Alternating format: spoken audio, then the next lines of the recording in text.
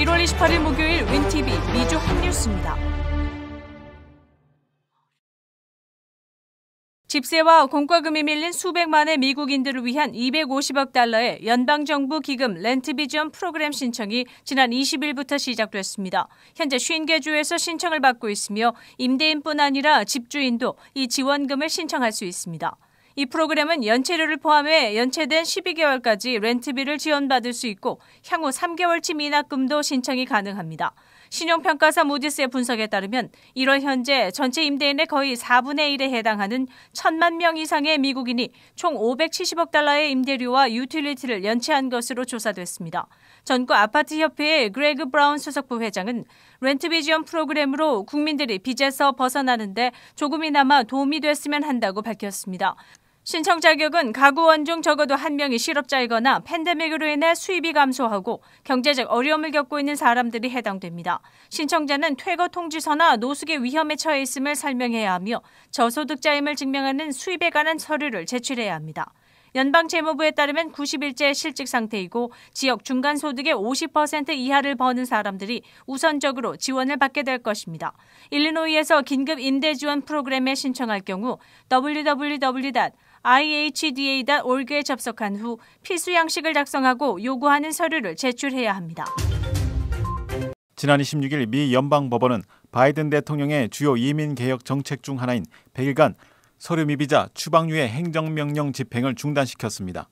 지난 금요일 텍사스주는 추방을 중단하라고 지시한 국토안보부 명령에 대해 소송을 제기했으며 지방판사 드류 팁트는 텍사스의 요청을 받아들였습니다.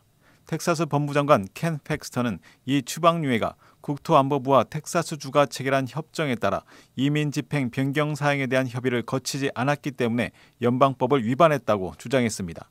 또한 8개월문에서 바이든 행정부는 추방에 대한 100일간의 일시 중지에 대한 구체적이고 합리적인 정당성을 제공하지 못했다고 밝히며 추방유예 명령을 기각한다고 밝혔습니다. 팁튼 판사의 이번 명령으로 약 1,100만 명의 서류 미비자들을 합법화하려는 광범위한 바이든 행정부의 이민개혁 정책에 적잖은 타격이 된 것으로 알려졌습니다. 하지만 추방 항공편을 준비하는 시간이 걸리기 때문에 추방 대상자들에 대한 즉각적인 추방이 시행되기는 어려운 것으로 알려졌습니다. 대형 금융사와 개인 투자자들 사이에 힘겨루기 주식 매매가 미국 주식시장을 흔들고 있습니다. 개인 투자자들의 집중적인 주식 매도로 비디오 게임 유통업체인 게임스탑의 주가가 이달 초 $20 미만에서 어제 $400 이상으로 치솟았습니다. 개미 투자자들은 주식이 하락할 것이라고 예견한 대형 주식기관에 도전해 소셜미디어를 통해 연대해 주가를 끌어올렸습니다. 또한 팬데믹으로 타격을 받고 있는 극장 체인인 AMC 엔터테인먼트도 개인 투자자들의 거래가 집중되며 최근 주가가 300% 상승했습니다. 개미 투자자들은 스마트폰 업체 블랙베리 등 실적이 없어 보이는 회사 주식까지 끌어올리고 있다고 언론이 보도했습니다. 미 증시 규제 당국간 정치권은 게임스탑 등을 둘러싼 개인 투자자들의 투기적 거래에 대해 우려를 나타내고 있습니다. 한편 대형 온라인 거래 플랫폼인 로빈후드는 소규모 투자자의 엄청난 구매로 인해 최근 급증한 게임스탑 및 기타 주식들의 거래를 제한하기 시작했습니다. 게임스탑 외에도 AMC 엔터테인먼트, 베드베스앤비욘드, 블랙베리, 노키아 등의 회사들이 주식 거래에 제한을 받을 것이라고 관계자는 밝혔습니다. 바이든 대통령은 지난 27일 2050년까지 이산화탄소 배출을 제로로 감축하는 기후변화 정책을 발표했습니다.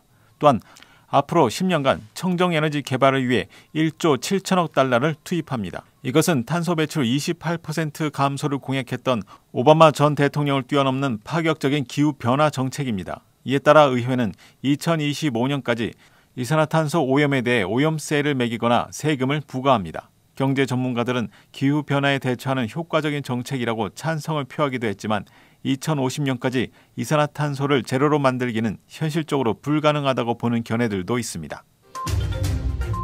미 국세청 IRS는 연방정부의 2차 현금 지급과 관련해 우편물 체크에 주의를 당부했습니다. IRS 우편물은 겉보기에는 정크메일과 유사해 사람들이 그냥 버리는 경우가 많다고 밝혔습니다. 또 2차 현금 지급은 지난 1차 때와는 달리 데비카드로 보내져 광고용 크레딧카드 우편으로 착각해 버리는 사람도 있는 것으로 나타났습니다. IRS에서 온 우편물은 흰 봉투에 발송인과 수신인 사이 가운데에 빨간 글씨로 요금 청구서나 광고가 아닙니다라고 적혀 있습니다. 당신의 이코노믹 임팩트 페이먼트에 대한 중요한 정보라고 명시되어 있습니다. 한편 실수로 체크나 데비카드 우편물을 버린 경우에는 IRS 커스터머 서비스 1800-240-8100에 연락해 데비카드를 무료로 다시 발급받을 수 있습니다. 하지만 배송비 $17는 본인이 부담해야 합니다.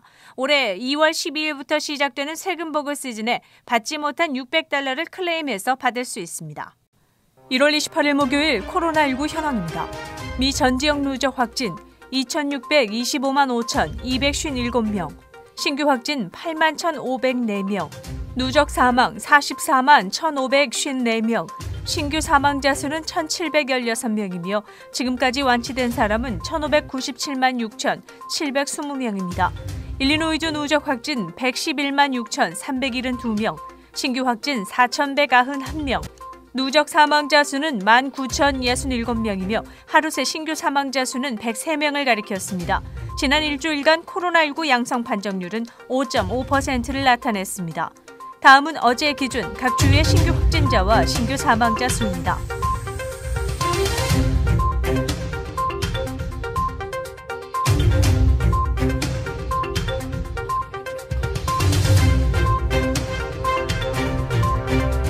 코로나19 데이터 관련 자세한 내용은 시카고토탈닷컴을 통해 다시 볼 수 있습니다. 윈TV 24.5와 MCTV 24.6 방송은 공중파 채널을 통해 시청하실 수 있습니다. 코로나19 비상시국 뉴스24에서는 여러분의 제보를 기다립니다. 제보 전화는 224-283-8200번입니다.